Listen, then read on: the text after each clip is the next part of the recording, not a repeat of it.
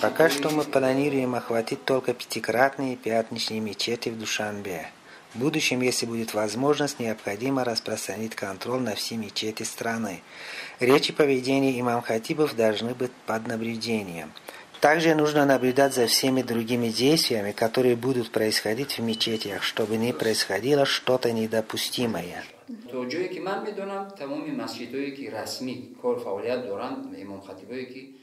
Насколько я знаю, имам-хатибы всех официально зарегистрированных мечетей держат экзамен перед Исламским центром и комитетом по делам религии по изучению традиций и обрядов.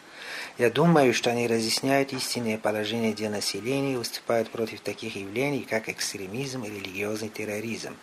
Основная цель – это мир и стабильность в стране.